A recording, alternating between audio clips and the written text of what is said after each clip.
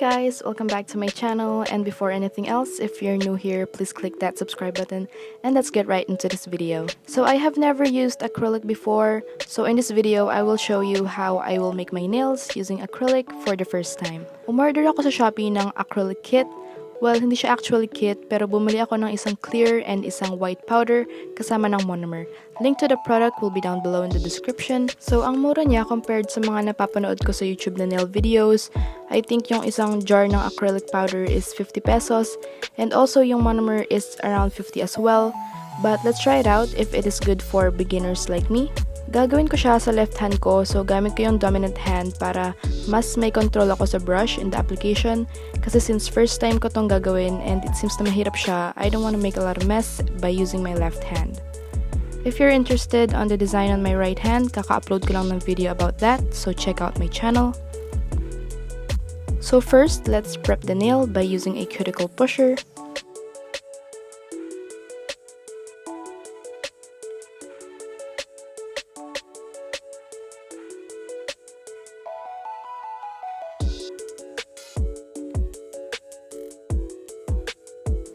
And scrape dead skin using the opposite end.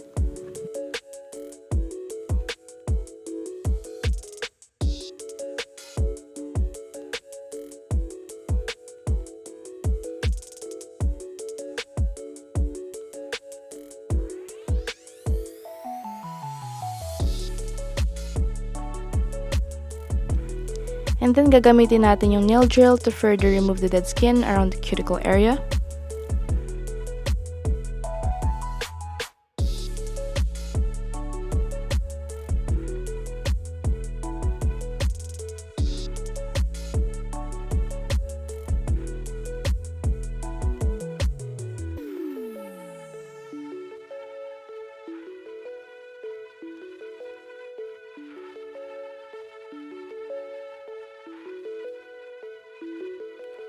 After that, iibahin natin yung nail bit to a mandrel bit na may medium grit sanding band para ma-file natin yung surface ng natural nail for better adhesion. So, hindi dapat to didiinan, we're just trying to lightly etch the nail para mawala yung natural shine. And after that, it is recommended na maglagay ng nail dehydrator and primer. But since wala ako nun, gumawa ako ng DIY nail prep which is very easy to make. Maghahalo ka lang ng acetone and alcohol. Pero ngayon, meron na akong nail dehydrator and primer. Nung ginawa ko yung video na to, di pa siya dumadating. But nung nirecord ko tong voiceover, na-deliver na siya. Nilagay ko siya sa empty nail polish bottle and kinontian ko lang siya kasi probably the next time I'll be using the one that I bought. So, ilalagay na natin siya sa nails. So, this is supposed to remove the natural oils sa ating nails para ma-avoid yung lifting.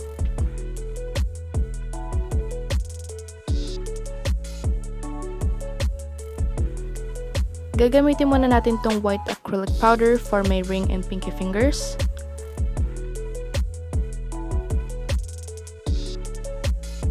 And itong brush na gagamitin ko is a size number 8 and separate ko siyang nabili sa mga powders. May iba pa siyang sizes, di ko lang alam kung saan ako mas madadalian, so itatry muna natin tong size 8. Gagamit tayo ng tips today and first time ko rin itong gagamitin. Ito yung long stiletto nail tips na nabili ko a few weeks ago. So, pipiliin ko muna yung sizes na mag-fit sa nails ko and then glue them to my nails. So, it's too long kaya ititrim natin siya ng konti and mas feel ko mag-coffin imbes na stiletto. So, itrim natin siya using this nail clipper.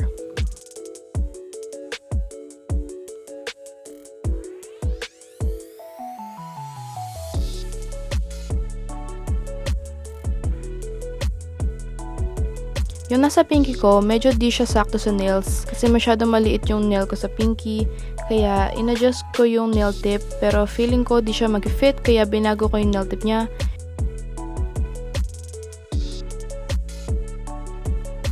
Ito yung natural square tips na nabili ko before.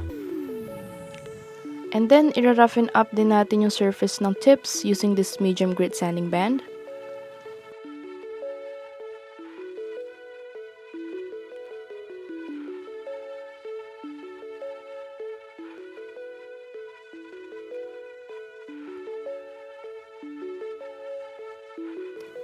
After that, ready na tayo maglagay ng acrylic. Actually, kinakabahan talaga ako kasi compared sa polygel, nag-cure siya mag-isa and it is time pressured, tsaka mabagal ako mag-work kaya nakakakaba talaga. Yung monomer niya, of course, matapang yung smell kaya I would suggest na mag-wear ng mask. And also before applying the acrylic, clean your brush. I've had this brush before bago ko pa mag-order ng acrylic powders and tinry ko siya sa polygel kaya medyo madumi pa siya and dumumi na din yung monomer. Try to avoid this kasi it can affect the color of the acrylic powder. So, this is my first bead. Di ko pa gamay yung liquid to powder ratio, of course kasi first time. So, I don't know if it's too wet or too dry. Pero napansin ko, since it is a fast-setting monomer, mas okay siguro na mag-work with wetter beads para mapat ko siya in place before it sets. So this is when I started to panic kasi it's getting messier. Ang bilis mag-set ng acrylic and ginagamit ko yung part ng brush na nasa dulo, yung malapit sa metal kasi mas may strength siya to push down the acrylic.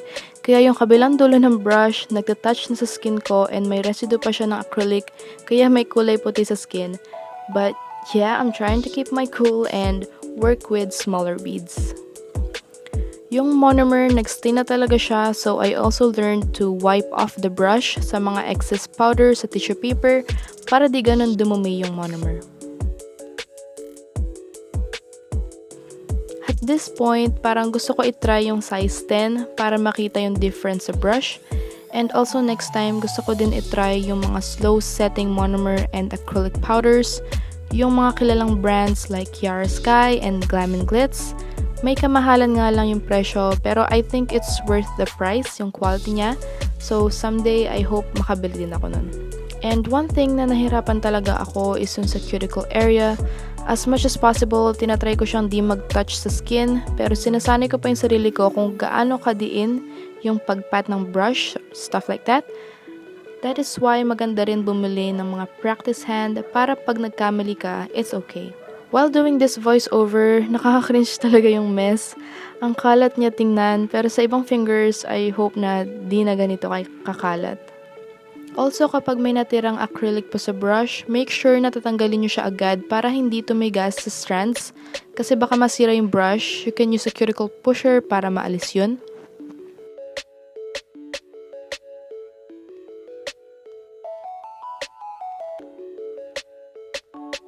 And ito yung result. Final ko na siya para makita ko kung maayos pa yung pagkakagawa ko and I also cleaned the skin sa paligid. Madali lang naman siya tanggalin kasi may oil sa skin kaya maglilift talaga yung acrylic. Pero yun, I think okay naman siya. So, isa rin tong advice sa mga pinapanood ko. Sabi niya, finish one nail first para makita mo yung result, then doing each step sa bawat nail so that you'll know what to do sa ibang nails. Pero if you're a pro and gamay mo na yung paglagay ng acrylic, of course, it's time saving na gawin ang bawat nail each step. So, depende sa'yo. If you're a beginner like me sa acrylic, try finishing one nail first. Medyo mas maayos na to kaysa sa ring finger kasi mas may alam na ako than before and kalmado na ako so di na ganun kakalat. Sa ating middle finger, gagamit tayo ng clear powder. Isa rin sa problema ko is sobrang nasanay na ako sa polygel, di ko na mamalayan, palagi kong dinidip yung brush sa monomer. Naiisip ko kasi na slip solution siya for polygel, pero may napanood kasi ako, sabi niya don't oversaturate the brush. Ididip mo lang siya if kukuha ka ng bead or maybe another dip after that, pero not too many. Alam kasi natin sa polygel, madalas tayong nagdidip sa alcohol para maiwasan mag-stick sa brush yung gel.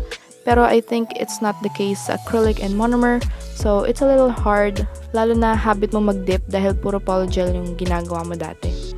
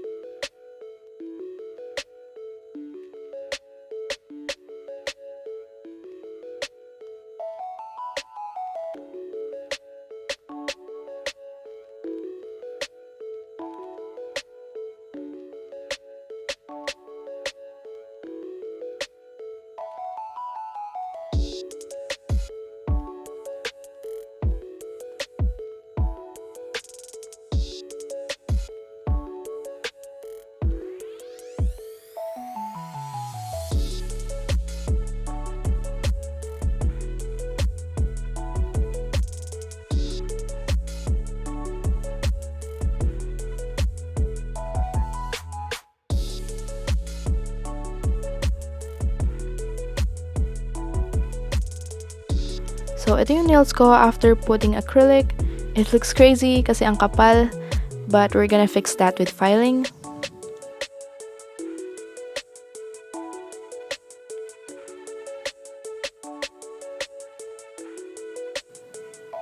So, ito na siya after filing. Maglalagay tayo ng black nail polish sa middle and index finger.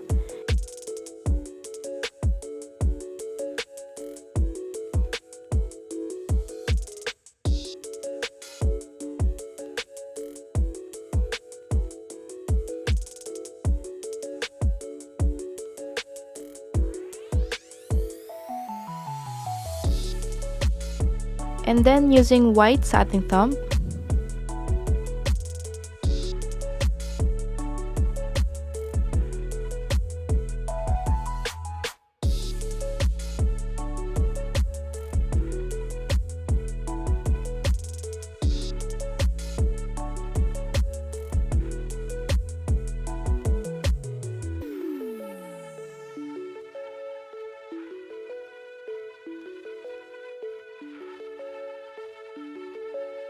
and then lalagyan din natin siya ng water transfer sticker.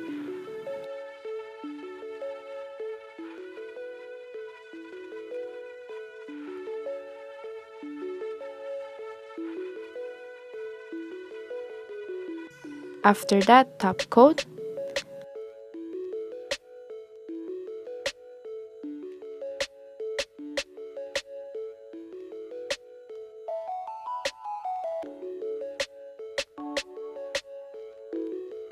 And some rhinestones.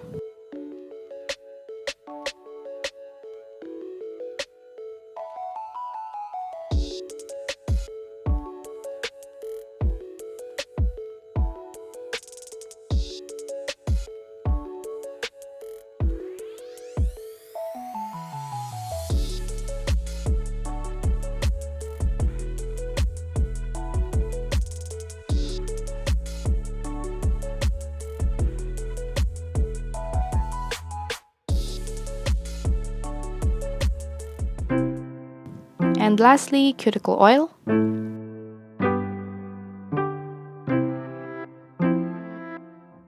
And that's it. So, I still like how it turned out kahit napaka-messy niya gawin. But I will keep on practicing kasi I find it very exciting using acrylic. Sana kayo din, don't give up if you can't do it sa first try.